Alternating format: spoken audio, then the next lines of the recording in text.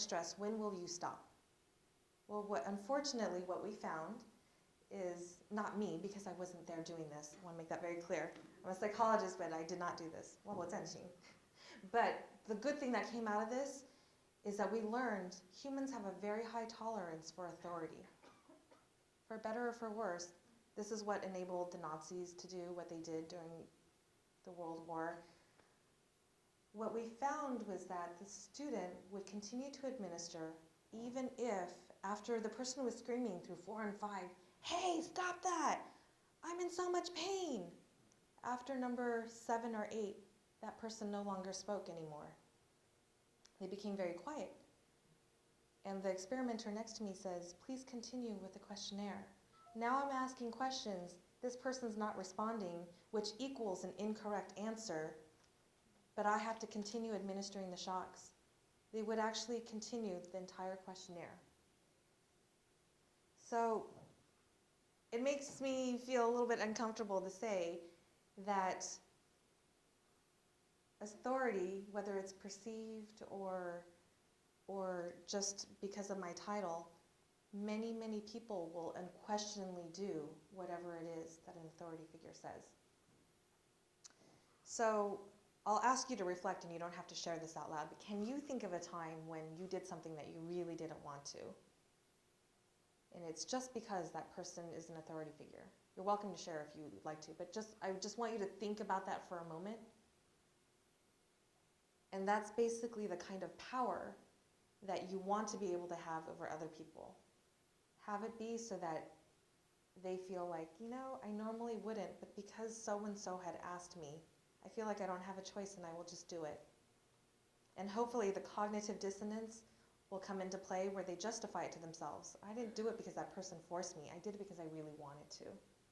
So it's a different kind of a persuasion technique where authority could help you, but it could also be a little bit uncomfortable unless you convince the person that that's what they really want. Yes, Charmy? It's more of a, the first one is you convince yourself that you want to do it, but in authority, is it you're doing it for the sake of someone else, and so not for yourself? I'm doing it because it's for that person, not for myself. Is that the idea behind it? Authority can be that extreme, but there's different degrees. It could be, well, that person isn't making me, but I feel like they're so charismatic. I want them very much to feel like I'm obligated to them. So to an extreme, it could be someone's really twisting my arm. I feel so uncomfortable. I don't want to administer these shocks. That's an extreme. But there are different degrees of it, all the way up to, you're older than me, and I want you to like me, so I'm going to go ahead and do that. That's a more mild version. Yes? Some sort of fighting squad execution. I'm going to execute something. Something that I didn't include on this slide was one very big example that I see a lot in my practice. I work at the Asian Pacific Family Center, and we deal with a lot of Cambodians, and some of them were children soldiers. So they didn't want to kill their family members or other people that they know, but they really felt like they didn't have a choice. So this is the ugly negative extreme of having a position of authority.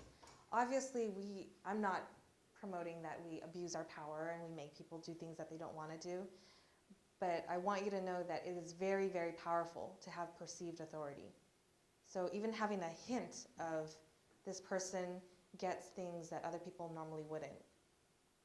But authority is a very touchy matter because we know that there's illegitimate authority, people that take things by force, and then there's ascribed authority. People might not normally call this person a leader, but we all think this one person is a leader and we want to follow them to wherever they go.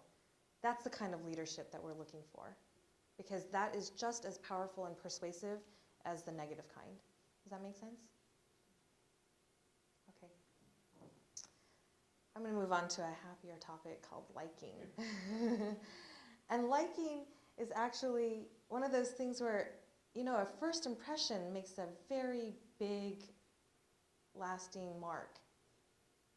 First impressions are interesting because if people have a negative impression of you to begin with, it's almost like getting an F when you're a freshman and your cumulative GPA is so hard to raise back up. But if you get straight A's when you're a freshman and then you get an F later on, it's not so bad. So the impact when you first meet someone is very, very important. One thing that we do know is that people tend to look at things that are aesthetically pleasing, and that varies from person to person. So for some people, aesthetically pleasing could be something like having short hair. I really like people with short hair, and I will listen to people that have short hair. For other people, no, the longer the better. So it varies from person to person. You want to figure out what the likelihood of that person that you're interacting with might like.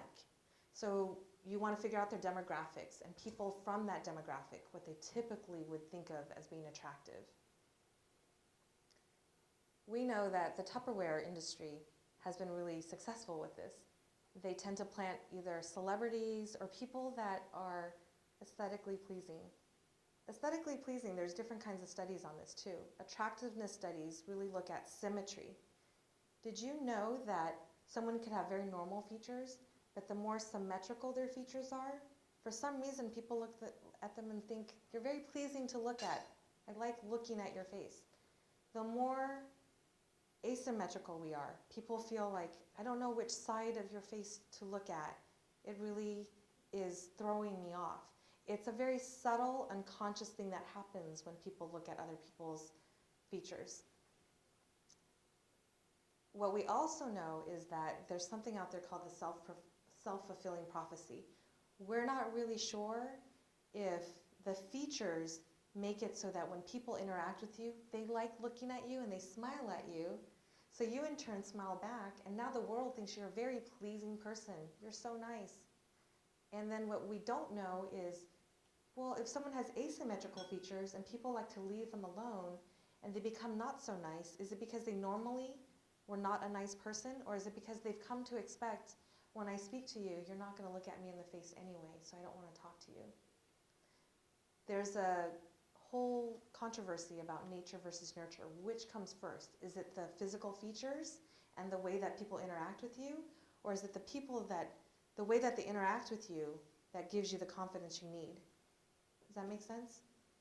So what I usually try and encourage people to do is put a pause button. Okay, so people may not interact with you the way that you want them to, but truth be told, you're contributing to this cycle too. You've come to expect that people don't want to talk to you, so you walk away before the party's even over. Next time, I challenge you to stay and speak to 3 different people, and speak to them the way that you imagine in your fantasies that they might respond to you, and see what happens. Usually if you put a pause button and reset things, it's a bit of work because of the first impressions, but people can tend to change the social interactions with others. So this likability factor is something that you can adjust, but it takes a lot of effort. For better or for worse, they do studies on people that have certain features. So they look at objective things like body weight and height. I'm not sure if they look at whether or not people have, other features. When they look at these factors, they also rate how much money do you make? How many friends do you have? And how good do you feel about yourself? And the interesting thing that they found was, regardless of IQ level, people that appeared to be more symmetrical, taller, the ideal body weight, those kind of things, it ended up affecting their income, the number of friends that they had, and how good they felt about themselves. So one thing that I always encourage people to do is, if you know that you're going on this very important meeting, then you might want to try as much as you can. I can't change the way my face is unless I'm willing to do plastic surgery, but I can certainly change what I'm wearing. I can certainly change the way people perceive me. So at my work, they always know when I have a meeting outside of the office or inside the office. They always know, oh, you had a big meeting today, or oh, you're going to stay and play with us today. I work with children, so it's not uncommon for many of us to walk in with jeans if we know that we're going to be playing trucks on the floor. But if I'm going to be arguing for services with the Department of Mental Health and talking about Asian American psychology, chances are I'm going to be meeting with the heads of departments. I'm really going to try and put a little bit of effort into the way that they perceive me. The last thing I'd want to do is present myself so that even if my content matter were exactly the same, they can't respect me because they can't get over the way I'm looking. So that is something that I try and do. Okay. The next concept, I think everyone can kind of relate to. It's called scarcity. This is a supply-demand tactic. I respond very well to this psychology. When they tell me that I have to act now because it's the very last one, I'm really going to make a rash decision. Unfortunately, though, it's based on fear. I'm afraid that I'm going to lose out on something. So I make a very quick decision. Did you know that sometimes stores will plant shoppers that aren't really shoppers? Kamdi chung. Na kamdi chung gangkwan mi kya di kama gong. Wait a minute, I wanted that, and it's the last one. So as soon as they look at it, and maybe they play with it and they say, nah, I don't want the scarf, and they put it back down. I go and take it, and now I'm going to go pay for it because I don't want anyone else to take it. This is also why I don't shop at the mall, because sometimes they plant these kind of people there. But this scarcity concept really makes people feel like I will miss out on something potentially. I don't know what that potential is, and I don't want to find out.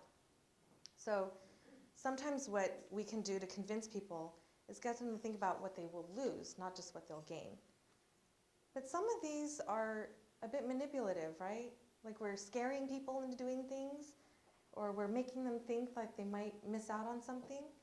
Well, there's other ways to make people do things for you. So we're going to talk about the things that I consider to be most helpful for me. So we looked at two different theories. One is the 4 Ps, and one is the 6 weapons. And these are things that are out there. These are what motivational speakers use when they go talk to big crowds. And these are usually the tactics that salesmen are being taught. So when you go buy a car and they've had training, chances are they're using one of these kind of tactics to get you to buy what it is that they want. The things that I like to use are things like power differences in relationships. This is something that we don't think about a lot. We don't think about what is my position in relation to this other person. If I know that in this relationship, there's no title between me and the other person, but the way that we're interacting, one person has more information, one person is more likable. At all times when I am in a conversation with someone, this is always happening, regardless of whether or not we recognize it. So the key is to pick up on which position you're in and which position the other person needs to be in. Some people are very used to playing the lower position. And if that's the case, you have to key into that and be able to play the authority figure. Some people are very invested in being the one in a position of power.